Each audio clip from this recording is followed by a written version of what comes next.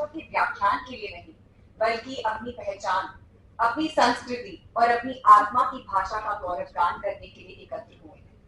हिंदी केवल अभिव्यक्ति का माध्यम नहीं, बल्कि वह सेतु है जो हमें अतीत से जोड़ती है और भविष्य की ओर अग्रसर करती है। यह वह भाषा है जिसने संत तुलसीदास की वाणी में रामचरितमानस रचा, प्रेमचंद की लेखनी से सामाजिक चेतना जगाई और महात्मा गांधी के स्वराज आंदोलन को स्वर दिया। हिंदी हमारे हृदय की भाषा है, हमारे विचारों की शक्ति है। यह वह भाषा है जिसमें कविता का रस है, विज्ञान की परिकल्पना है, इतिहास की गूंज है और जन जन का संवाद है। यह वह भाषा है जो न केवल साहित्य की समृद्धि का प्रतीक है, बल्कि विज्ञान, प्रशासन, शिक्षा और कला हर क्षेत्र में अपनी सशक्त उपस्थिति दर्ज करा रही है। इस कार्यक्रम का शुभ आरंभ महामना पंडित मदन मोहन मालवीय जी की प्रतिमा पर पुष्पांजलि अर्पित करके किया जाएगा। महामना केवल एक शिक्षाविद नहीं, बल्कि भारतीय संस्कृति और भाषा के प्रबल संरक्षक थे। उन्होंने केवल एक विश्वविद्यालय की स्थापना नहीं की, बल्कि राष्ट्र निर्माण की नींव रखी, जहां शिक्षा, संस्कार और राष्ट्र चेतना का संगम हुआ। मैं श्री अभिषेक सिंह जी, हमारे dean professor Satyanshu Kumar Upadhyay ji, professor Madhu ji Taparia जी से आग्रह करती हूँ कि वह मंच पर आए और महामना जी की प्रतिमा पर पुष्पांजलि अर्पित करें एवं दीप प्रज्वलित कर इस शुभ अवसर की ओर प्रकाश समान करें।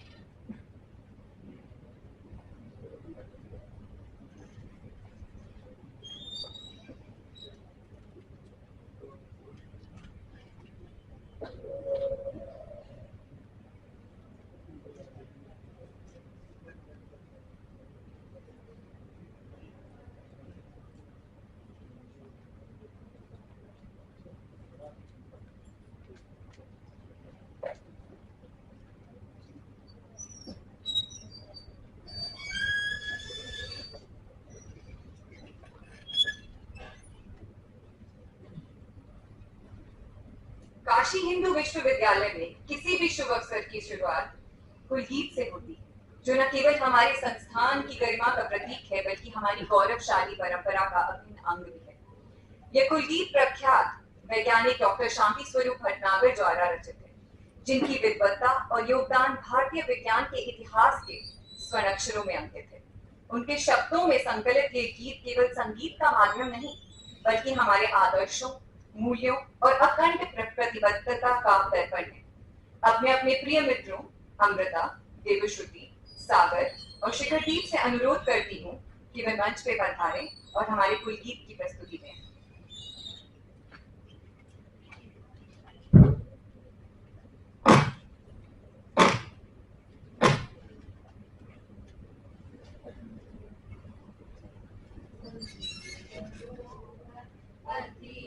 सुंदर ये सर्वविद्या की राजधानी मनोहर, अतीव सुंदर ये सर्ववेद्या की राजधानी, राजधानी। ये तीनों लोकों से न्यारी काशी, सुज्ञान धर्म और सत्य राशि, बसी है गंगा के रम्य तट पर, ये सर्ववेद्या की राजधानी, राजधानी। नहीं है ये ईंट पत्थर, है विश्वकर्मा का कार्य सुंदर, रची है विद्या के भव्य मंदिर, ये सर्वश्रेष्ठ राजधानी, राजधानी। यहाँ की है ये पवित्र शिक्षा, कि सत्य पहले फिर आत्मरक्षा, दिखे हरिश्चंद्र के यहीं पर, ये सत्य शिक्षा की राजधानी, राजधानी। वेद ईश्वर की सत्यवाणी, बनी जिन्हें पढ़ते ब्रह्म ज्ञानी, व्यास जी ने रचे ये ब्रह्म वेद की राजधानी, राजधानी। मुक्ति पद को दिलाने वाले, सुधर्म पथ पर चलाने वाले, यही खड़े पूरे बुद्ध शंकर, ये राजऋषि राजधानी, राजधानी। सुरम्य धाराएं वरुणासी, नहाए जिनमें कबीर तुलसी, भला हो कविता का क्यों न आदर, ये बात राजधानी, राजधानी। विविध कला अर्थशास्त्र गायन, गणित खनिज औषधि रसायन, प्रतीचि प्राचीना मेव सुंदर, ये विश्ववेद्या की राजधानी, राजधानी। ये मालवीय जी की देश भक्ति, ये उनका साहस, ये उनकी शक्ति, ये मालवीय जी की देश भक्ति, ये उनका साहस, ये उनकी शक्ति, प्रकट हुई है नवीन होकर, ये कर्मवीर की राजधानी, राजधानी। मनोहर अतीव सुंदर, ये सर्ववेद्या की राजधानी, राजधानी। मनोहर अतीव सुंदर, ये सर्ववेद्या की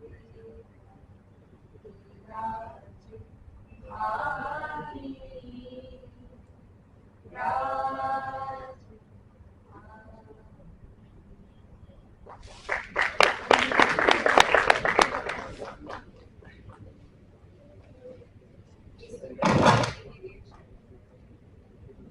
प्रस्तुति के लिए मैं अपने मित्रों का तहे दिल से धन्यवाद करती हूँ।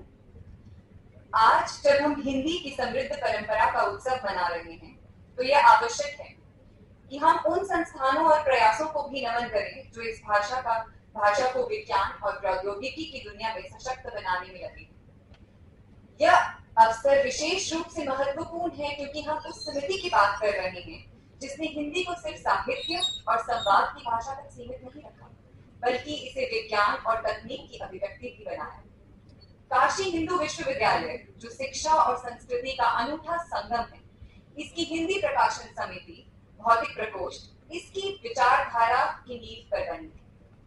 जब हमारे संस्थापक महामना पंडित मदन मोहन मालवीय जी ने सन 1930 में इस समिति की स्थापना की, तो उन्होंने ये सुनिश्चित किया कि विज्ञान की जटिल अवधारणाएं केवल विदेशी भाषाओं तक सीमित न रहें। उनका स्पष्ट दृष्टिकोण था भारत में विज्ञान नीति तब तक अधूरी है जब तक वह अपनी राष्ट्रभाषा में नहीं बनी हुई। उनकी इसी सोच को आगे बढ़ाते हुए सन 1963 में हिंदी प्रकाशन समिति भौतिक प्रकोष्ठ का औपचारिक रूप से पुनर्गठन किया गया। तब से लेकर आज तक यह समिति अपनी मौलिक पुस्तकों और अनुवाद कार्यों के माध्यम से हिंदी में वैज्ञानिक ज्ञान को सहज, सुलभ और प्रभावी बनाने में जुटी है। आज जब हम इस यात्रा पर नजर डालते हैं तो हमें गर्व होता है कि इस समिति ने 62 से अधिक मौलिक एवं अनुदित पुस्तकें प्रकाशित की हैं, जो भौतिकी, रसायन, गणित, पशु चिकित्सा, चिकित्सा विज्ञान विधि, राजनीति विज्ञान, कृषि, पर्यावरण और वनस्पति विज्ञान जैसे विविध विषयों को हिंदी भाषा में प्रस्तुत करती है। ये पुस्तकें सिर्फ पाठ्यक्रम का हिस्सा नहीं, बल्कि हिंदी में वैज्ञानिक ज्ञान को सशक्त करने की आधारशिला है। लेकिन ये समिति केवल पुस्तकों के प्रकाशन तक सीमित नहीं रही। यह समय समय पर संगोष्ठियों, सम्मेलनों, कार्यशालाओं और लोकप्रिय व्याख्यानों का आयोजन करती रही है, जिससे न केवल हिंदी में विज्ञान लेखन को बढ़ावा मिला, बल्कि छात्रों और शिक्षकों को भी इस दिशा में कार्य करने की प्रेरणा मिली। इस प्रयास को और अधिक ऊर्जा मिली जब वर्ष 2011 में विज्ञान गंगा पत्रिका का प्रकाशन शुरू हुआ। यह पत्रिका केवल एक पत्रिका नहीं, बल्कि हिंदी में विज्ञान की अविरल बहती गंगा है, जिसमें शोध, लेख और विचारधाराएं प्रवाहित होती हैं। अब तक इसके 12 अंक प्रकाशित हो चुके हैं और हर अंक ने विज्ञान को हिंदी में सहज और रोचक बनाने की दिशा में नया आयाम जोड़ा है। इस समिति की उपलब्धियों को राष्ट्र स्तर पर भी मान्यता मिली है। यहाँ से प्रकाशित 2 महत्वपूर्ण पुस्तकें, मधुमेह के लक्षण, कारण और निवारण, को उत्तर प्रदेश हिंदी संस्थान लखनऊ द्वारा बीरबल सहानी पुरस्कार प्राप्त हुआ। पर्यावरण दिग्दर्शिका को होमी जहांगीर बाबा पुरस्कार से सम्मानित किया गया। ये उपलब्धियां केवल सम्मान नहीं, बल्कि ये प्रमाण है कि हिंदी विज्ञान की भाषा बनने की दिशा में निरंतर आगे बढ़ रही है। तो आइए इस ऐतिहासिक पहल को और अधिक ऊर्जा दें। हिंदी को केवल संवाद की भाषा न समझें, बल्कि इसे ज्ञान और अनुसंधान की भाषा बनाएं। विज्ञान को हिंदी में अपनाएं, ताकि हिंदी केवल साहित्य नहीं, बल्कि विज्ञान की भी भाषा बने। जब विज्ञान हिंदी में बोलेगा, तब भारत विज्ञान में बोलेगा। और आज इस विशेष और उल्लासपूर्ण अवसर पर हिंदी प्रकाशन समिति अपने होली विशेषांक का विमोचन करने जा रही है। एक ऐसा अंक जो सिर्फ रंगों का उत्सव नहीं, बल्कि भाषा, साहित्य और संस्कृति का जीवंत प्रतिबिंब है। ये हमारे लिए गौरव और हर्ष का क्षण है, जो हमारे साहित्य, समर्पण और सृजनशीलता की एक खूबसूरत अभिव्यक्ति है। इस यादगार घड़ी को और भी खास बनाने के लिए मैं माननीय dean sir professor Dnyaneshwar Choubey और संपादक मंडल के दिवांश और निधि से सादर आमंत्रण करती हूँ कि वे मंच पर पधारें और इस होली विशेषांक का विमोचन करें। आइए तालियों की गूंज के साथ इस ऐतिहासिक क्षण को स्वागत करें।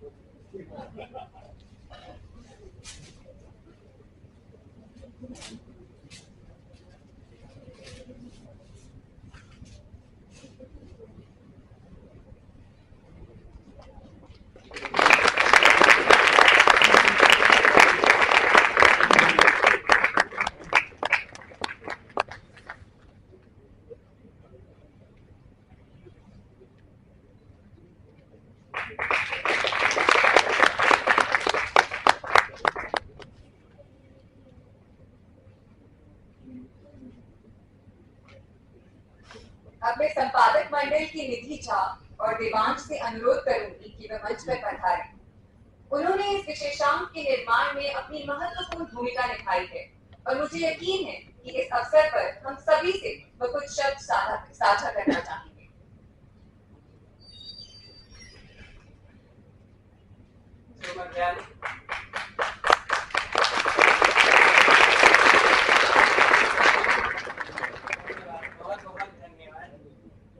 मेरे लिए बहुत ही सौभाग्य की बात है कि इतने विशिष्ट अतिथियों के बीच मुझे कुछ शब्द बोलने का अवसर मिला है और इसके लिए मैं बहुत बहुत धन्यवाद करूंगा अपने गुरु श्री ज्ञानेश्वर चौबे जी।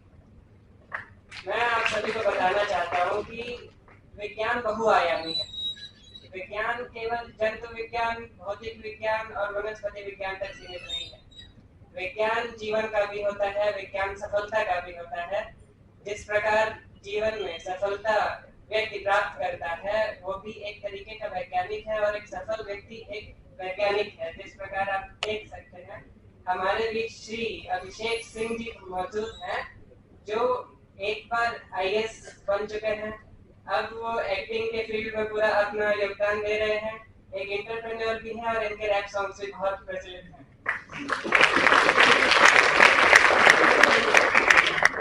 तो जिस प्रकार आप देख सकते हैं हमने अपनी पत्रिका का शीर्षक अचिंत्य रखा है। अचिंत्य क्या हो सकता है? अचिंत्य विज्ञान अचिंत्य है। अचिंत्य का अर्थात ऐसी चीज जो आपको शोध करने की प्रेरणा दे। विज्ञान सदैव अनुसंधान की ओर अग्रसर होता है। विज्ञान सदैव नए और प्रबल तर्क की ओर तटस्थ होता है।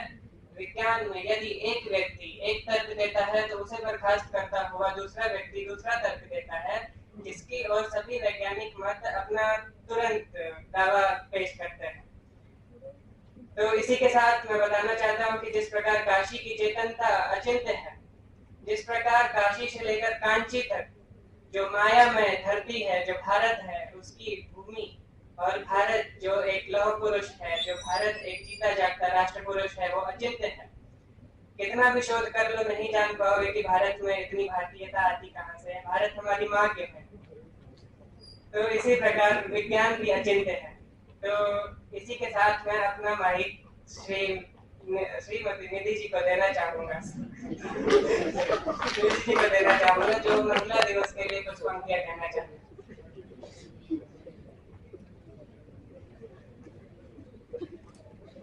नमस्कार, मैं निधि झा अचिंत्य की संपादक आप सबका यहाँ हार्दिक स्वागत करती हूँ।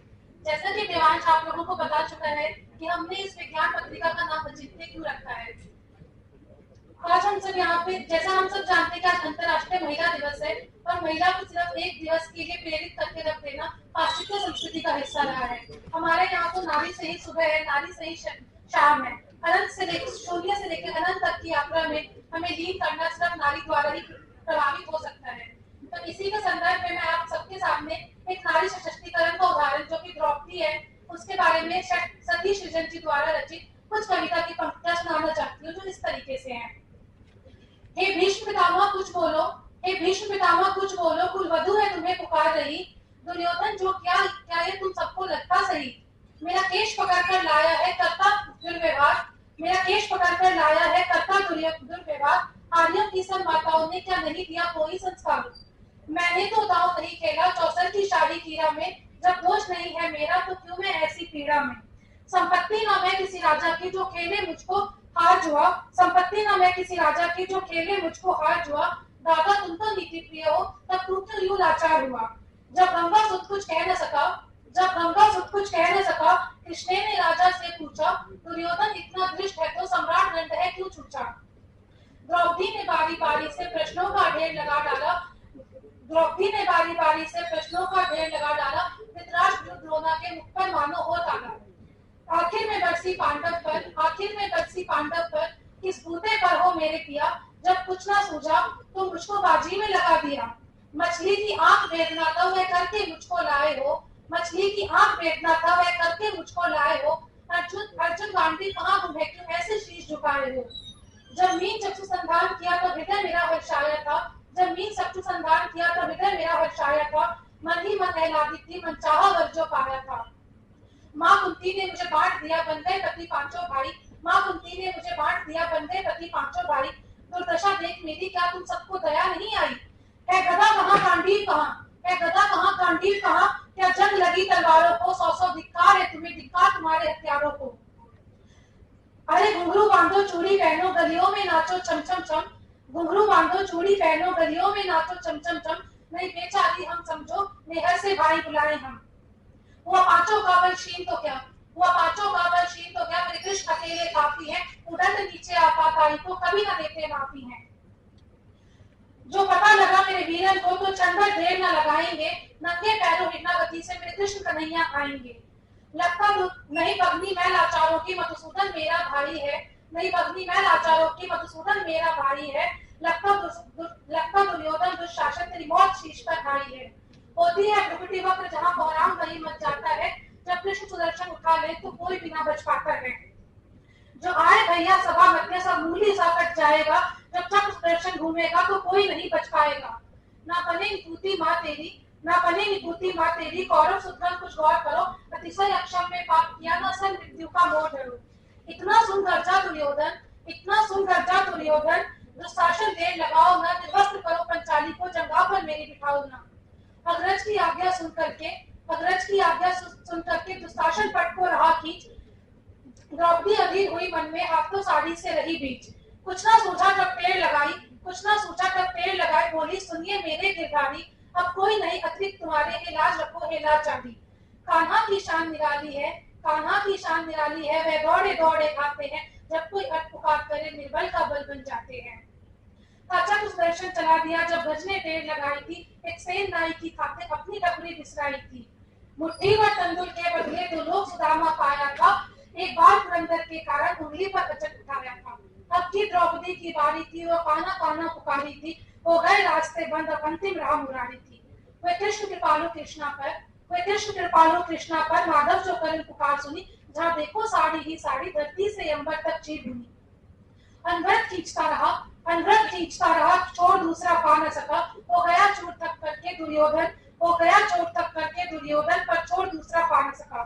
था बहुत अचंभित दुशासन, था बहुत अचंभित दुशासन। ये नारी है या साड़ी है, द्रौपदी में हार मास भी है या साड़ी नारी साड़ी है। मूर्छित होकर गिरा दुशासन, मूर्छित होकर गिरा दुशासन। निर्वस्त्र द्रौपदी कर न सका। 10 सहस्त्र बल का अतिशाली, शर्मिंदा था बस मर न सका। तब योग्य सैनी ने नटवर को साड़ी का टुकड़ा बांधा था, तब योग्य सैनी ने नटवर को साड़ी का टुकड़ा बांधा था। बदले में आज मुरारी ने साड़ी में साड़ी बांधा था। श्री कृष्ण भाव के भूखे हैं, श्री कृष्ण भाव के भूखे हैं, भक्तों की श्रद्धा प्यारी है। श्री चुप्ता करते हुए आज हमारी माधव की लीला है।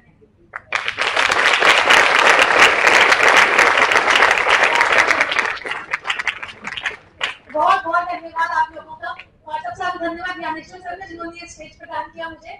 और काशी में हो रहे, काशी हिंदू विश्वविद्यालय में हो रहे किसी भी कार्यक्रम, तब तक उस कार्यक्रम की ऊर्जा का पता नहीं चलता जब तक हम ये घोषणा ना कर दें, नमः पार्वती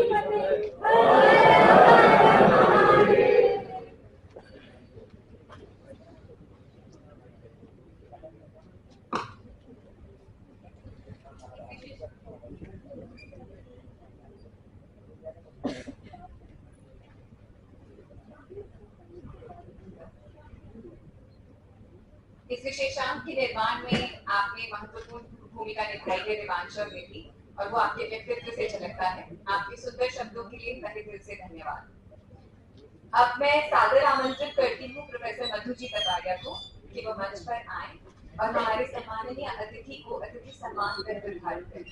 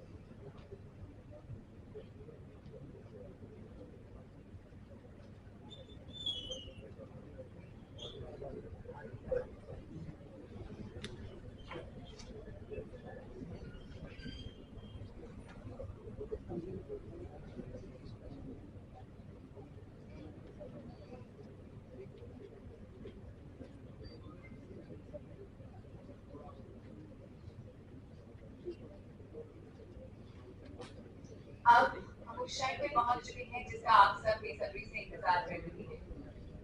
आज हमारे बीच एक ऐसे बहुआयामी व्यक्तित्व उपस्थित है जिनकी पहचान किसी एक भूमिका तक सीमित नहीं की जा सकती। श्री अभिषेक सिंह वे पूर्व IAS अधिकारी हैं, अभिनेता हैं, सामाजिक उद्यमी हैं, एक प्रेरणादायी मार्गदर्शक हैं और सबसे बढ़कर एक ऐसे इंसान हैं जो बदलाव को केवल सोचते नहीं बल्कि उसे जीते हैं। कभी प्रशासनिक कुर्सी से समाज का नेतृत्व किया तो कभी कैमरे के सामने खड़े होकर कला के माध्यम से कहानियां सुनाई।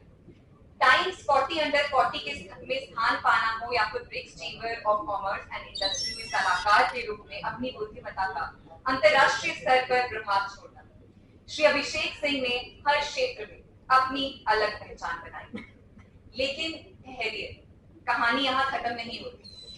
वे सिर्फ एक अधिकारी या अभिनेता नहीं बल्कि यूनाइटेड बाय ब्लड जैसी सामाजिक पहल के संस्थापक भी हैं, जो जरूरतमंदों को रक्तदान से जोड़ने का सराहनीय कार्य कर रही है। इसके अलावा वे पश्चिम बंगाल के माननीय राज्यपाल के सलाहकार के रूप में भी अपनी सेवाएं दे रहे हैं। और अगर आप सोच रहे हैं कि वह सिर्फ प्रशासन और समाज सेवा तक सीमित है, तो जान लीजिए कि वह सिनेमा और संगीत की दुनिया में भी उतने ही प्रभावशाली हैं। उनका हाल ही में film Maa Kali the erased history of Bengal इतिहास की अनकही कहानियों को उजागर करने का प्रयास है।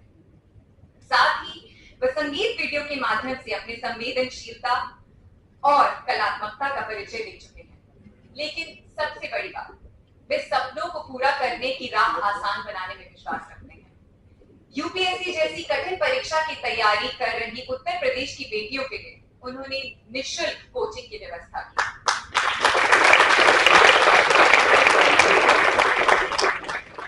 ताकि कोई भी आर्थिक और सामाजिक बाधा उनके सपनों के आड़े ना आए।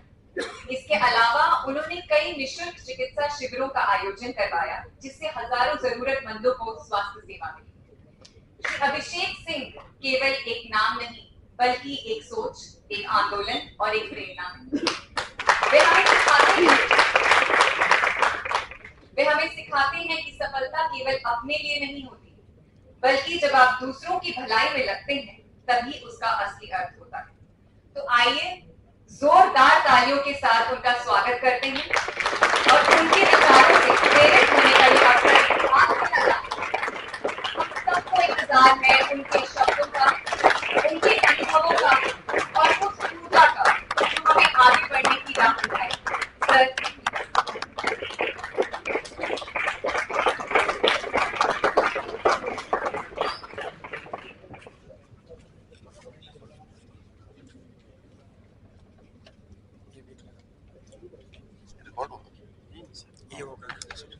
अच्छा तो खड़े होकर बोल सकते हैं।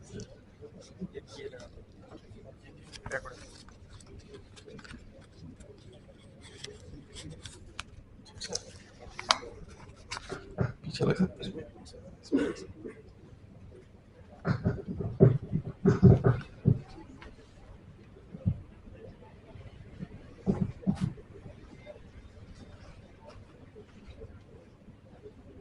आप सभी लोगों को मेरा सादर प्रणाम।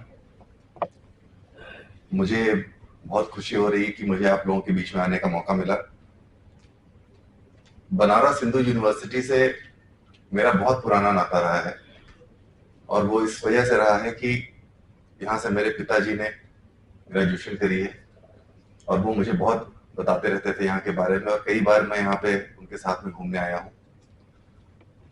तो सबसे पहले मैं धन्यवाद देना चाहूंगा प्रोफेसर ज्ञानेश्वर चौबे जी का, जिन्होंने मुझे यहाँ आमंत्रित किया, आदरणीय डीन साहब जिन्होंने मुझे इतना सम्मान दिया और यहाँ के सभी लोग जिन्होंने मुझे इतने स्नेह से यहाँ बुलाया। अभी आप लोगों का मैं भाषण सुन रहा था, आपकी मैंने कविता सुनी, बहुत अच्छी द्रौपदी व्यास ने कही और ये बहुत अच्छी पहल मुझे यहाँ पर आकर के पता चली कि 1963 में हिंदी प्रकाशन समिति को शुरू किया गया था। इतनी पुरानी है हिंदी प्रकाशन समिति और आप लोगों ने इस परंपरा को जीवित रखा है और बल्कि आप इसको लगातार सशक्त बना रहे हैं। ये बहुत ही खुशी की बात है। अभी किसी ने शायद कहा था यहाँ पर कि विज्ञान को अगर आप हिंदी में लेकर के आएंगे तो उससे क्या फायदे होंगे। हम लोगों ने हमेशा भारत के बारे में जब भी बात की है तो एक बात जो सभी लोग एक मत से मानते हैं वो है भारत की संस्कृति की। लेकिन भारत के विज्ञान के बारे में लोगों के अलग अलग मत होते हैं। लोग कहते हैं कि शायद भारत का विज्ञान इतना ज्यादा प्रचलित नहीं था। कोई कभी कहता है कि भाई हमने शून्य का इन्वेंशन किया था, कभी उस बात को नहीं माना जाता है। ऐसी अलग अलग मत लोगों के रहते हैं। मैं ये मानता हूं ये बहुत अच्छी पहल है कि जब संस्कृति और विज्ञान दोनों एक साथ मिल जाएंगे तो भारत को सुपर पावर होने से इस दुनिया में कोई नहीं रोक सकता।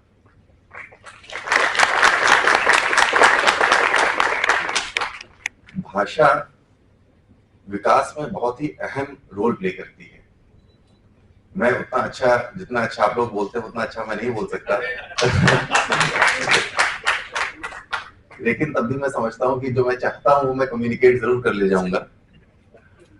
तो भाषा किसी भी, चाहे रिश्ते हो, चाहे समाज की वैल्यूज को आगे लेकर के जाना हो, चाहे विचारों को आगे लेकर के जाना हो, भाषा बहुत ही महत्वपूर्ण रोल प्ले करती है। और इसी वजह से हम लोग जब एकेडमी में होते हैं तो जो फॉरेन सर्विस के ऑफिसर्स होते हैं उनको जब डिप्लोमेसी सिखाई जाती है तो ये बताया जाता है कि किसी भी बात को, किसी भी कड़वी से कड़वी बात को अच्छे से अच्छे तरीके से कैसे कहा जा सकता है कि आप अपनी बात भी कह दें और सामने वाले को बुरा भी ना लगे।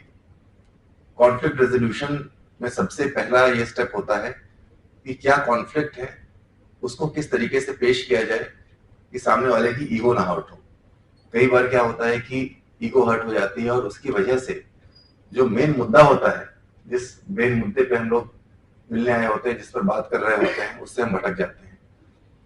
तो भाषा एक ऐसा विषय है जिस पर हजारों वर्षों से शोध होता आ रहा है और भाषा की सबसे बड़ी खूबसूरती यह है कि भाषा का किसी ने इन्वेंशन नहीं किया है। भाषा हमेशा हमको मिलती है विरासत में। भाषा को हम नहीं बनाते हैं बल्कि हम भाषा की वजह से बनते हैं। ये बहुत ही कमाल की चीज है भाषा के बारे में। तो जो चीजें हमको विरासत में मिली हैं उनमें हम अपने परिश्रम से, अपने प्रयास से हम उसमें क्या क्या जोड़ सकते हैं, उसको कितना बहुआयामी बना सकते हैं, वो प्रयास लगातार करते रहना चाहिए।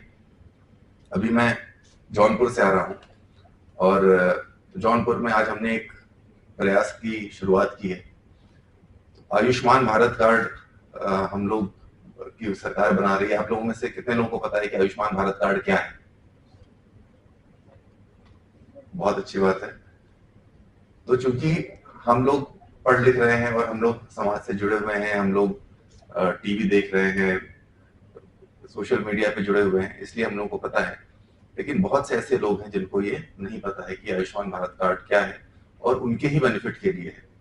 तो आज हमने एक प्रतियोगिता शुरू की है जौनपुर में, जिसमें कि 1 महीने में हमने ऐसा प्रण लिया है कि 1 महीने में पूरे जौनपुर जिले को में जितने भी लाभार्थी हैं जो एलिजिबल हैं कैंडिडेट्स, उनके हम आयुष्मान भारत कार्ड बनवा देंगे।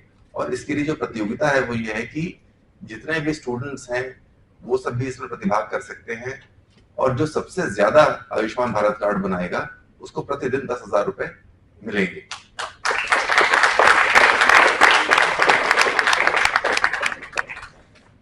इस प्रतियोगिता का मैंने नाम यहाँ पे इसलिए लिया क्योंकि इसका भी भाषा से बहुत बड़ा जुड़ाव है। भाषा की वजह से ही, भाषा की सरलता की वजह से ही ये चीजें वहां तक नहीं पहुंच पा रही हैं। क्योंकि जितने भी शोध होते हैं, अनुसंधान होते हैं, वो ज्यादातर अंग्रेजी में होते हैं। उनको जब आप सरल शब्दों में हिंदी में लेकर के भी आते हो तो भी वो रोजमर्रा की भाषा में उपयोग नहीं किए जाते हैं। तो जब आप सुनते हो तो आप उतनी सहजता से उसको ग्रहण नहीं कर पाते हो, उतनी सहजता से समझ नहीं पाते हो। इस वजह से हमें एक माध्यम चाहिए उनको उन तक पहुंचाने के लिए कि हम क्या चाह रहे हैं। इसी वजह से, यही वजह है कि सरकार की बहुत ढेर सारी स्कीम्स जो उन लोगों के लिए बनी है जिनको, जो उनका बेनिफिट कर सकती हैं लोगों का, लाभार्थियों का, वो उन तक नहीं पहुंच पा रही है। तो चूंकि आप लोग यहाँ पर हो, मैं आप लोगों से एक बात कहना चाहूंगा। आज अंतर्राष्ट्रीय महिला दिवस है और बहुत ढेर सारे लोग पूरे विश्व में इसको मना रहे हैं। स्वामी विवेकानंद जी ने कहा था कि अगर आप मुझे 100 यंग लीडर्स दे दो, सिर्फ 100, तो मैं देश को बदल दूंगा। तो उन 100 यंग लीडर्स में ऐसी क्या बात होगी कि वो पूरा देश बदल सकते हैं? उन्होंने ज्यादा लीडर्स नहीं मांगे, सिर्फ 100 लीडर्स मांगे। ज्यादातर लोग क्या कहते हैं कि भाई मुझे लाखों की सेना दे दो तो जाकर के मैं देश बदल दूंगा। उन्होंने कहा कि आप सिर्फ मुझे कुछ 100 लीडर्स दे दो, मैं देश बदल दूंगा। उन 100 लीडर्स में ऐसा क्या होगा? उन 100 लीडर्स में जो सोच होगी वो एक्स्ट्राऑर्डिनरी होगी। और सोच को पैदा करने के लिए ऐसा क्या करना चाहिए हमें कि हमारी सोच वहां तक पहुंच जाए। आप कभी भी देखो कि एक सक्सेसफुल इंसान में और एक अनसक्सेसफुल इंसान में, सक्सेस का तो वैसे कोई मेजर नहीं, बट सक्सेस मैं उसको मानता हूं कि जो आपने करना चाहा कि आप वो कर लिए, उसी को सक्सेस कहते हैं। तो एक सक्सेसफुल इंसान में और एक अनसक्सेसफुल इंसान में किस चीज का फर्क होता है? सिर्फ सोच का फर्क होता है। वो जिस तरीके से चीजों को देखता है, जैसे समझता है, वो बहुत अलग होता है। ज्यादातर हम एग्जाम्स में जाते हैं तो हम बोलते हैं कि सवाल बहुत कठिन था, लेकिन ऐसा नहीं होता है। सवाल तो सवाल होता है, हमें जवाब नहीं आता सिर्फ, तो हम कहते हैं कि सवाल कठिन था। वहीं अगर आपको किसी ने पीछे से एक पर्ची पकड़ा दी तो वही कठिन सवाल आपको एकदम आसान लगने लगता है। पर्ची पकड़ी लोगों ने यहाँ पे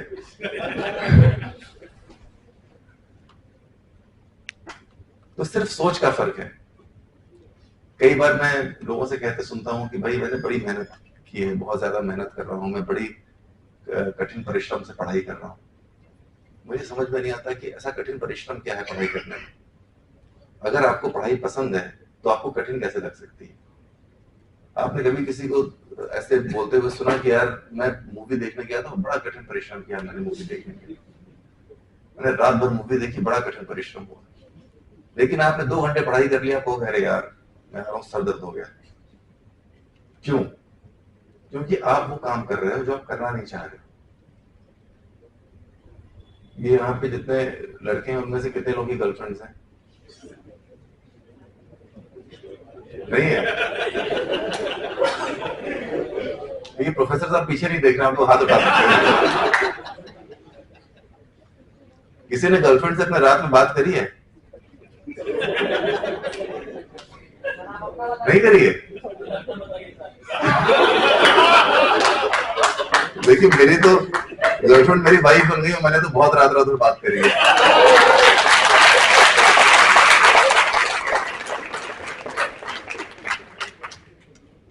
लेकिन अगर यहाँ पे किसी ने करी है तो मैं उससे पूछना चाहता हूँ कि गर्लफ्रेंड से बात करने में रात में मेहनत होती है क्या?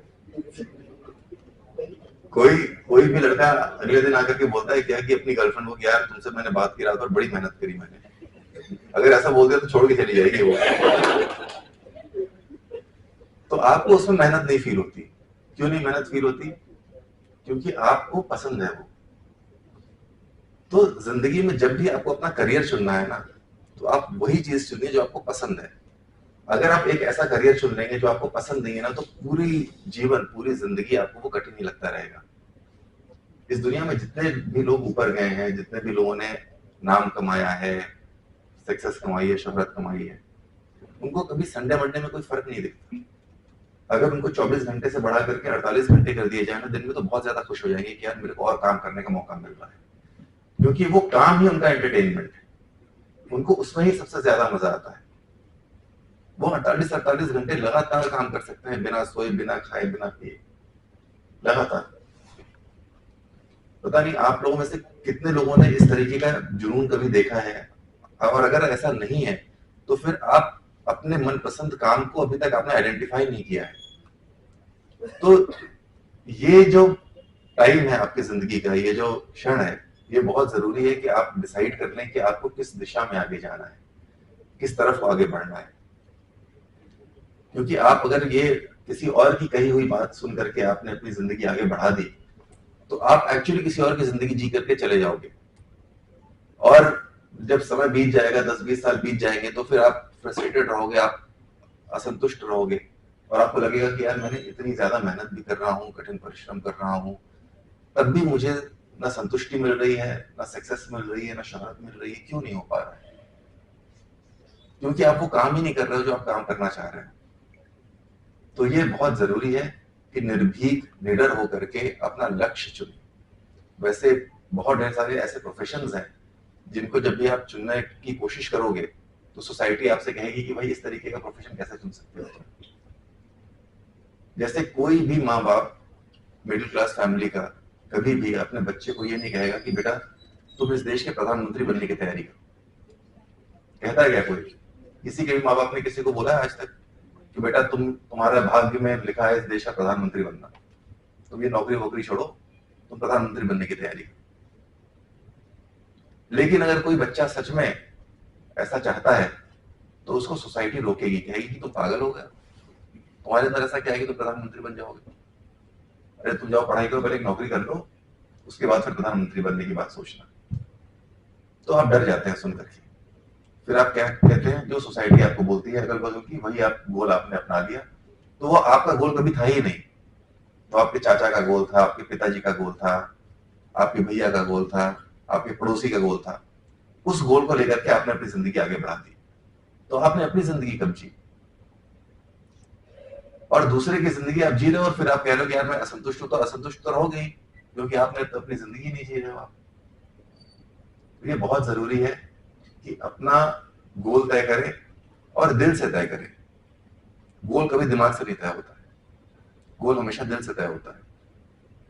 लड़की दिल से पटती है, दिमाग से पटती है। कोई भी आप अगर आप फिल्म देखो तो आप क्या उसमें दिमाग लगाते हो? बताओ। कॉमेडी फिल्म आप जाते हो देखने के लिए, आपको लगता है एकदम टोटली सेंसलेस है, तो भी आपको अच्छी लग रही होती है, आप बैठे रहते हो। लोग बोलते हैं यार ऐसे कैसे हो गया, एक हीरो ने मुक्का मारा, इतने ढेर सारे लोग उड़ गए, बोले करने दो यार, मजा आ रहा है देखने में। तो उसी तरीके से जो गोल आपको जिंदगी में जो चाहिए ना, वो कुछ भी हो, कितना भी बेसिक सा चीज हो। कोई किसी को स्टैंड अप कॉमेडी पसंद है, करने दो। धीरे धीरे धीरे धीरे करके वही चीज आपको सक्सेस दिलाएगी। जब शुरू में सोशल मीडिया आया और लोग रील्स बनाने लगे, बहुत ढेर सारे लोग रील्स बनाते थे, तो बहुत से लोगों को क्रिटिसाइज किया जाने लगा कि भाई ये क्या तुम छपरी टाइप हरकत कर रहे हो, क्या डांस कर रहे हो, क्या नाच रहे हो। धीरे धीरे वही इन्फ्लुएंसर्स एक एक दिन के 10-10 लाख रुपए कमाने लगे। तो अब सारे के सारे लोग कह रहे हैं यार ये तो बहुत अच्छी चीज है। तो माँ बाप भी अपने बच्चों को कह रहे हैं, अरे यार तुम तो ऐसे ही छपरी हो, एक काम करो इंस्टाग्राम में करके वीडियो बनाना शुरू कर दो। तो अब छपरी होना एक क्वालिटी हो गई। पहले वो खराब चीज मानी जाती थी, लेकिन जो कुछ छपरी थे जिन्होंने अपने मन के भीतर की इस चीज को नहीं छुपाया, डरे नहीं, वो आगे बढ़ते चले गए और उन्होंने कंपनीज को विवश कर दिया, बड़ी बड़ी ब्रांड्स को विवश कर दिया कि तुम आओ और पैसे दो इस चीज के लिए। तो वो कुछ भी उलझुल हरकतें कर रहे हैं और ब्रांड्स पैसे दिए जा रहे हैं, क्योंकि लोग उनको देख रहे हैं और अच्छे खासे पढ़े लिखे लोग देख रहे हैं उनको। उनसे भी पूछा जा रहा है, भाई तुम तो इतने पढ़े लिखे, तुम तो हार्वर्ड से पढ़ करके आए, ये क्या देख रहे हो, ये तो गांव का लड़का है, इसको तो कुछ नहीं आता। कहते नहीं, मजा आ रहा है देखने में। क्यों? क्योंकि वो लड़का अपने दिल से अपनी जिंदगी जी रहा है, इसलिए आप इतना दिमाग होने के बावजूद आप उसको देख रहे हो। तो इस चीज को आप छोटा मत समझना, ये बहुत बड़ी बात है। तो जो मैंने आपसे बात कही ना कि विवेकानंद जी ने कहा है कि 100 लीडर्स दे दो, वो 100 लीडर्स कैसे होने चाहिए? वो 100 लीडर ऐसे होने चाहिए जो अपने मन से लीडर बने हों, किसी के कहने पे लीडर ना बन गए हों कि मैंने कह दिया कि स्वामी विवेकानंद जी ने कहा है तो चलो मैं भी लीडर बनने की तैयारी कर देता हूं। ऐसे कभी नहीं हो पाएगा। जो लीडर वाकई में नेतृत्व करना चाह रहे हो, समाज की दिशा दशा बदलना चाह रहे हो, अगर वैसे 100 लीडर मिल जाएंगे तो वाकई में समाज की दिशा दशा बदल जाएगी। उसके लिए वैसा होना चाहिए और आप निर्भीक होकर के जो मन में है वो करिए।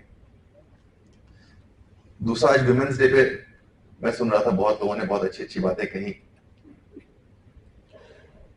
मैं हमेशा मानता हूं कि अगर आप समाज में, जिस समाज में नारी का सम्मान होगा, उस समाज में वैसे ही संपन्नता आएगी। उसका बहुत बड़ा कारण यह है कि जितना ज्यादा आप नारी का सम्मान करोगे, उतना ज्यादा आपकी इमोशनल सेंसिटिविटी बढ़ेगी और जितने ज्यादा आप सेंसिटिव होगे समाज के प्रति, लोगों के प्रति, उतनी ही ज्यादा आपके अंदर तरक्की आएगी, समाज में तरक्की आएगी, संपन्नता बढ़ेगी। और आप चाहे कला के क्षेत्र में देख लो, आप चाहे इंडस्ट्रीज में देख लो, बिजनेस में देख लो, हर एक क्षेत्र में आपको ये देखने को मिलता है आज जिसकी सबसे ज्यादा सॉफ्ट पावर स्ट्रांग है वही वर्ल्ड लीडर है। आज हम चाहे कुछ भी हो, हम फैशन वेस्टर्न कंट्रीज का ही फॉलो करते हैं, हम ब्यूटी प्रोडक्ट्स वेस्टर्न कंट्रीज के ही फॉलो करते हैं, क्योंकि उनकी सॉफ्ट पावर बहुत ज्यादा स्ट्रांग है।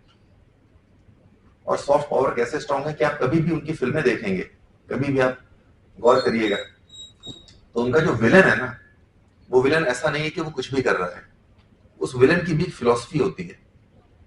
आप कभी अगर स्पाइडरमैन की फिल्म्स देखें, तो स्पाइडरमैन जब विलन से लड़ेगा तो विलन कहता है कि मैं भी दुनिया में चेंज करना चाहता हूं।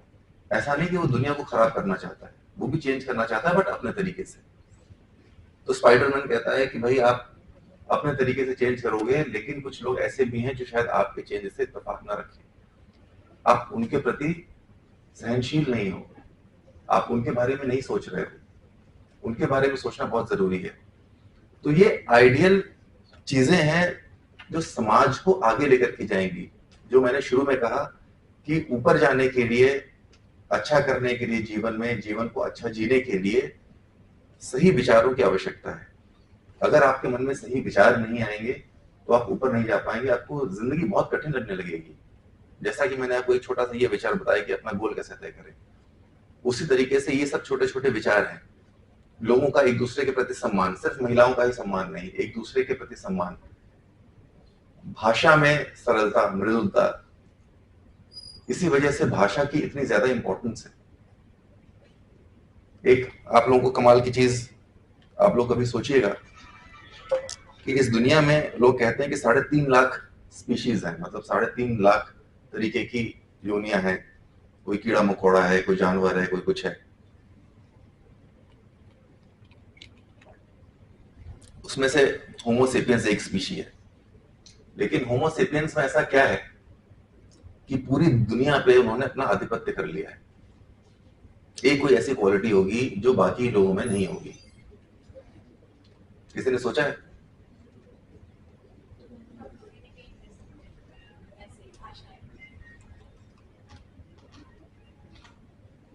हम कम्युनिकेट कर सकते हैं, और उस कम्युनिकेशन से सबसे बड़ी बात हम क्या कर सकते हैं, एक आइडिया ट्रांसमिट करते हैं लोगों के दिमाग में। क्या? सपोज मैं भूखा हूं और मेरा दोस्त मेरे साथ में बैठा है, मैं उससे कहता हूं भाई मेरी तबीयत ठीक नहीं है, आप जाकर के मेरे लिए खाना ले आओगे? वो जाएगा, 2 लोगों के लिए लेकर के आ जाएगा। अब एक कुत्ता भूखा बैठा हुआ है, वो दूसरे कुत्ते से बोलेगा भाई जाओ मेरे लिए खाना लेकर के आओ, लेके आएगा क्या? आएगा लेके? कभी? उनको कम्युनिकेशन नहीं आता, उनको आइडिया ट्रांसमिशन नहीं आता, वो आइडिया ट्रांसमिट नहीं कर सकते। और सिर्फ एक इस छोटी सी कैरेक्टरिस्टिक की वजह से हमने पूरी दुनिया पे राज कर लिया। हम कभी जमीन खरीदने जाते हैं तो हम क्या कहते हैं वहां पे कि भाई ये जमीन किस इंसान की है, किस आदमी की है। कभी हम पूछते हैं कि भाई यहाँ पे जो कुत्ता है जरा उससे भी पूछ लो, मैं जमीन लूं कहीं नाराज ना हो जाए। पूछते हैं क्या? क्यों? क्योंकि वो सशक्त ही नहीं है। आप एक इंसान के पास जाओगे, एक इंसान से आपने लड़ाई कर ली, वो 10 लोगों को बुला के आएगा, बोला अच्छा रुक जाओ बेटा अभी बुलाता हूँ। लड़के तो लड़ाई करते हैं ना हमेशा, रुक जाओ अभी फोन आएगा। फोन करते रहे, चौराहे पे बैठे हैं, आ जाओ, 10 लड़के बुला लिए हमने। वो उनकी शक्ति है। वो शक्ति जिसमें भी आ गई वो ह्यूमन रेस को चैलेंज कर देगा। और सिमिलरली वो शक्ति अगर आपके देश में आ गई तो आप पूरी दुनिया को चैलेंज कर दोगे। लेकिन दुख की बात यह है कि हम आपस में इतना लड़ रहे हैं, हम आपस में ही एक राष्ट्र नहीं मान रहे हैं। अभी किसी ने बात की थी भारतीयता की, यहां पर हम भारतीय अपने आप को मानते ही नहीं है। हम जब भी बात करते हैं, हम धर्म की बात करते हैं, मजहब की बात करते हैं, कभी जाति की बात करते हैं, कभी प्रदेश की बात करते हैं, फिर अलग अलग भाषाओं में बढ़ जाते हैं। अगर हम एक रहेंगे, अगर हम एक दूसरे के प्रति आदर रखेंगे, भाषा में मृदुलता रखेंगे, तो इस दुनिया में हमें आगे बढ़ने से कोई नहीं रोक सकता है। अब मैं थोड़ी सी अपनी जर्नी पे आता हूं। आप लोगों ने कहा कि मैंने बहुत सी चीजें ट्राई करी, लेकिन मैंने हमेशा से अपने आप को देखा था कि मैं जिंदगी में सब कुछ कर रहा हूँगा। मुझे नहीं पता था कि इसको डिफाइन कैसे किया जाए, क्योंकि जो मेरा दिल है वो डेफिनेशंस में नहीं सोचता था। वो ऐसा नहीं सोच रहा था कि आपको IAS बनना है या आपको एक्टर बनना है या फिर आपको सोशल एंटरप्रेन्योर बनना है। तो बहुत सी चीजें करने का मन है, बहुत सी चीजें जब से मैंने होश संभाला तब से मेरा मन था कि दुनिया में कुछ चेंज लाऊं, अपने लिए कुछ अच्छा करूं, माँ बाप के लिए कुछ अच्छा करूं। उसी वजह से ये मल्टीपल प्रोफेशंस हैं, लेकिन ये मल्टीपल प्रोफेशंस दुनिया ने बनाए हैं, ये मेरे दिल ने नहीं बनाए। तो जिस प्रोफेशन में मैं स्टेप इन करता हूँ, लोग कहते हैं अरे वो आपने ये करने के साथ साथ ये भी करना शुरू कर दिया, ये भी करना शुरू कर दिया, बट वो एक्चुअली मेरे दिमाग में वो कंपार्टमेंट नहीं बना हुआ है। वो मैंने उसको उस तरीके से नहीं सोचा है कि अब मैं इस प्रोफेशन से दूसरे प्रोफेशन में जा रहा हूँ, क्योंकि जब मैं सोचता हूँ तो मैं एब्सोल्यूट टर्म्स में सोचता हूँ कि मुझे ये सारी कुछ करना है, ये सब कुछ करना है। मैं मानता हूँ कि जब, और सबकी सोच अलग अलग हो सकती है, मुझे ऐसा लगता है कि अगर मैंने जिंदगी में जो कुछ भी सीखा है, जो कुछ भी पाया है, वो जितना ज्यादा मैं शेयर करता हूँ मुझे उतना अच्छा लगता है। और अगर उसको शेयर करने से लोगों की जिंदगी में तब्दीली आती है तो मुझे और ज्यादा सेटिस्फैक्शन मिलता है। यही कारण है कि मैंने आकर के आज जौनपुर में ये शुरू किया। जब कोविड का टाइम चल रहा था और कोविड में गवर्नमेंट एक तरफ वैक्सीन लगा रही थी सरकारी हॉस्पिटल्स में, और प्राइवेट हॉस्पिटल्स के पास भी वैक्सीन थी, बट उनके पास लोग नहीं आ रहे थे, लोगों को पता नहीं चल पा रहा था कि वैक्सीन हैं अवेलेबल। तो मैंने एक ड्राइव थ्रू वैक्सीनेशन का कॉन्सेप्ट शुरू किया था, जो पूरे देश में पहली बार हुआ। वो दुबई से मैंने कॉपी किया था। उसमें आप क्या करते हो कि आप गाड़ी में आते थे और आपको वैक्सीन शॉट लगता था, आप गाड़ी आपकी आगे चली जाती थी। तो लोगों को जो डर था कि मैं हॉस्पिटल के अंदर जाऊंगा तो मुझे कहीं कोविड ना हो जाए, कहीं इन्फेक्शन ना हो जाए, तो वो डर खत्म हो गया। अब अपनी गाड़ी में बैठे रहते थे, हेल्थ केयर वर्कर्स आते थे, आपको शॉट लगाते थे, अब आपकी गाड़ी आगे बढ़ जाती है। तो ये मेरे प्रोफेशन के बाहर का काम था। ऐसा मैंने अपने प्राइवेट इनिशिएटिव पे ये काम शुरू किया, बट इससे मुझे बहुत सेटिस्फैक्शन मिला, और मुझे इस तरीके का काम करके सेटिस्फैक्शन मिलता है, कई लोगों को नहीं मिलता है। तो ऐसा नहीं कि मैंने कुछ और नए प्रोफेशन में कदम रख दिया, बट ये मेरा नेचर है। तो आप लोग भी जब ये चुनो, अपना प्रोफेशन चुनो, तो आप ये मत सोचना कि इस तरह का प्रोफेशन क्या एग्जिस्ट करता है या नहीं करता है। हो सकता है आज ना करता हो, लेकिन जो आपका मन करे आप वो करते रहो। अब पहले क्या था, लोग कहते थे कि आप एक ही काम करो और उसी में मास्टरी हासिल करो, बट अब ऐसा वक्त है जब आप देख रहे हो कि दुनिया में हर बड़ा आदमी सब कुछ एक साथ कर रहा है। आज इलॉन मस्क आप देखो, पहले तो कितनी ढेर सारी स्ट्रीम्स में उन्होंने कंपनीज अपनी अपनी शुरू कर दी। कहीं वो स्पेस में जा रहे हैं, कहीं वो कार्स मैन्युफैक्चर कर रहे हैं, कभी वो फिनटेक से लोगों के फोन में पैसे पहुंचा रहे हैं, और फिर आज जाकर के गवर्नमेंट में शामिल हो गए। तो उन्होंने तो कभी ऐसा नहीं सोचा कि यार मैं कौन सा एक प्रोफेशन चुनूंगा। उनके भी जो दिल में आ रहा है वो कर रहे हैं। तो अपने दिल को आप बांधो मत। ये चूंकि हम लोग मिडिल क्लास फैमिली के लोग हैं, हम ऐसा नहीं होता कि कभी हम घर पहुंचे और हम देखे शाहरुख खान आए हुए हैं खाना खाने के लिए, ऐसा तो नहीं होता ना कभी। तो हमारे पास वो सोच नहीं पहुंच पाती है। शाहरुख खान और हमारे में कोई फर्क नहीं है, फर्क बहुत बड़ा सिर्फ एक चीज का है, वो छोटा भी है और बहुत बड़ा भी है, और वो है सोच का। हम सोच में बहुत ज्यादा डरते हैं, सोचने में ही डर लगता है। वो जिस दिन फर्क आपने खत्म कर दिया, उस दिन आप खुद देखोगे कि आपकी जिंदगी में कितनी तब्दीली आ जाएगी, आप कितने आगे चले जाओगे। तो मैं बहुत ज्यादा समय नहीं लूंगा आप लोगों का, और मैं देख रहा था आज होली भी है, और होली में यहाँ बहुत पहले से शुरू हो गई है, तो मैं चाहूंगा आप सब लोग जाएं और अच्छे से होली खेलें। और आप लोगों ने मुझे यहाँ पर बुलाया, मुझे इतना सम्मान दिया, इसके लिए बहुत बहुत धन्यवाद। और हम लोग मिलते रहेंगे, संपर्क में रहेंगे। आप लोगों को कभी भी कुछ कहना हो तो आप लोग मेरे इंस्टाग्राम पे, ट्विटर पे कभी भी मुझे मैसेज कर सकते हैं। और कुछ भी अच्छा सुझाव हो जो आपको लगता है कि जिससे समाज के एक बड़े तबके में तब्दीली आ सकती है, तो मैं जरूर वो सुनना चाहूंगा, और उस पर हम लोग मिल करके साथ में अमल करेंगे और अपने देश को आगे बढ़ाएंगे। Thank you very much.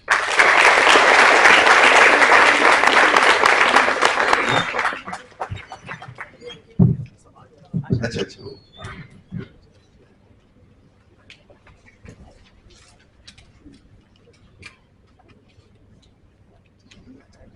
अब समय है संवाद का, विचारों के आदान प्रदान का। किसी भी सार्थक व्याख्यान की सबसे महत्वपूर्ण कड़ी होती है प्रत्यक्ष चर्चा। जब विचार खुलकर सामने आते हैं, आप लोग तैयार जब जिज्ञासा प्रश्नों का रूप लेती है, हाँ? तभी संवाद पूर्ण होता है। अभी मतलब क्योंकि तो मैं आप सभी से आग्रह करूंगी कि निसंकोच अपने प्रश्न रखें। यह एक सुनहरा अवसर है कि हम श्री अभिषेक सिंह जी से सीधे संवाद कर सकें, उनके अनुभवों से सीखें और अपने विचारों को व्यक्त करें। तो किसी के पास कोई भी सवाल हो तो प्लीज वो हाथ उठाएं और साझा करें।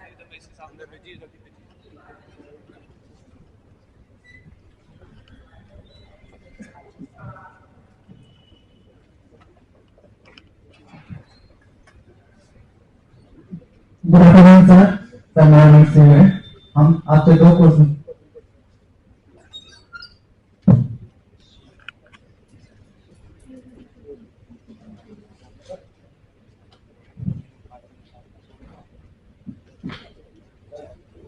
शिव की तो आवाज ऐसे ही बुलंद होती है, बोल दीजिए वहीं से आप।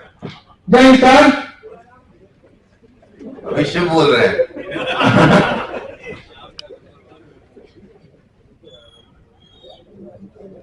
राहुल से बोले वो चाह तो बना रहे हैं ना, बन गया है ना, तब ठीक है। अगर नहीं बना मेरा आपसे 2 प्रश्न रहेगा, एक यूपीएससी के पहले का और एक यूपीएससी जब आप निकालने के बाद का। तो यूपीएससी के पहले का मेरा सवाल है कि आपने तो जैसे तो हमको पता ग्रेजुएशन हो चुकी है, खत्म हो फिर तो सर मेरा एक प्रश्न है कि आप यूपीएससी का प्रिपरेशन कर रहे थे तो आप ग्रेजुएशन के बाद किए थे या फिर ग्रेजुएशन के टाइम? क्योंकि यहाँ पर हम मेरा जो बेसिक कर रहा है, तो हम मेरा भी एम है यूपीएससी का, तो हम यहाँ पर जब भी तैयारी शुरू करते हैं तो प्रोफेसर को पता चलता है बैक लगा देते हैं और फिर से ध्यान यूपीएससी पर जाता है, तो फिर तैयारी नहीं हो पाएगी।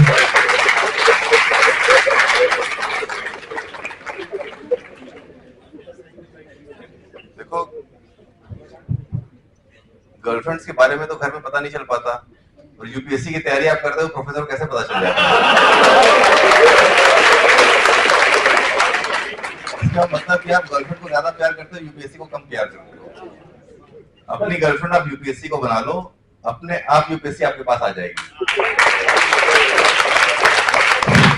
और मेरा दूसरा सवाल है कि जैसे आपने कहा कि अपने प्रोफेशन के अलावा कुछ एक्स्ट्रा करना चाहिए, तो मेरा साइंस डिपार्टमेंट वहाँ ज्यादा कार्यक्रम नहीं होता है, तो अभी कुछ दिन पहले ही उन्होंने एक कार्यक्रम कराने की कोशिश की थी दशहरा पे, तो वहाँ पे सर हुआ क्या कि मतलब हमने टिकट और सब कुछ किया, तो लेकिन इसके बाद जिस दिन हम लोग का प्रोग्राम था उस दिन यहाँ पे जो भी पुलिस ऑफिसर हम नाम नहीं लेना चाहेंगे, उसने करीब 1 लाख रुपए का डिमांड किया और हमें सुने तो पैसा दे नहीं पाते हैं क्योंकि टिकट अभी उतना सही नहीं था।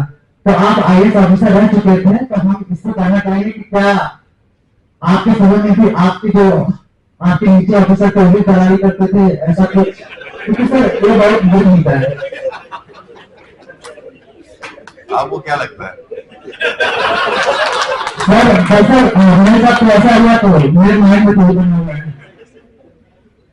तो अभी भी हो रहा है। देखिए, समाज में तो जो कुरीतियां हैं वो तो है ही, ठीक है, लेकिन हमें क्या करना है, हमें अच्छाई देखनी है। मैंने ये नहीं कहा कि हमें प्रोफेशन के अलावा कुछ और करना चाहिए, मैंने ऐसा नहीं कहा। मैंने ऐसा कहा कि आपको अपना प्रोफेशन जो चुनना है वो आपको आंख बंद करके चुनना चाहिए, भले ही इस तरीके का प्रोफेशन एग्जिस्ट करता हो या ना करता हो। प्रोफेशन के अलावा क्या करोगे? और पहले अपना प्रोफेशन तो कर लो पूरा, तो प्रोफेशन के अलावा नहीं करना है कुछ। जो जो हमारे मन है, अगर आप एक डॉक्टर भी हो, साथ में एक सिंगर भी बनना चाहते हो, ठीक है, उसके साथ में एक एक्टर बनना चाहते हो, तो आपके 3 प्रोफेशन हो गए, तो तीनों चीजें हो गई। ऐसा नहीं कि अपने प्रोफेशन के अलावा कुछ कर रहे हो। आपको बहुत क्लियर होना चाहिए कि क्या आप चाहते हो या नहीं चाहते हो। अगर आप नहीं चाहते हो तो बिल्कुल नहीं करना है, आपको वही करना है जो आपका दिल करे, क्योंकि आप अपनी जिंदगी जीने के लिए आए। किसी दूसरे से सुन करके, क्योंकि मैंने आकर के यहाँ पे लेक्चर दे दिया कि ये नहीं अभिषेक सिंह तो बहुत कुछ कर रहे हैं तो मैं भी कुछ और करने लगूंगा, ऐसा नहीं है। मेरी वाइफ तो एक ही चीज कर रही है, वो तो मेरी वाइफ है। सोचो आप, उन्होंने कहा मुझे ये सब नहीं पसंद है और उनको वो पसंद है, बहुत अच्छा कर रही है उसमें। उन्होंने कितना ज्यादा नाम बनाया, मैंने तो कुछ भी नाम नहीं बनाया अपनी नौकरी में रह करके जितना उन्होंने बना दिया। तो ऐसा बिल्कुल भी नहीं है कि दूसरे का सुन करके आपको कुछ करना है, जो आपकी इच्छा करे वही करना है। और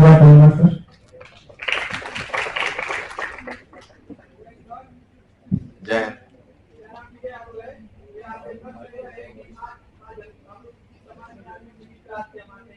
हम लोग वहाँ पर 1-2 अटैक देने के बाद हम लोग को परिवार के परिवार के सामाजिक स्थिति को देख के और सामाजिक स्थितियों को देख के हम अपने लक्ष्य को बदलते जाते हैं और यूपीएससी से आप ग्रुप डी का फॉर्म भरने लगते हैं, पता ही नहीं चलता है। आप इस पर क्या कहना चाहेंगे?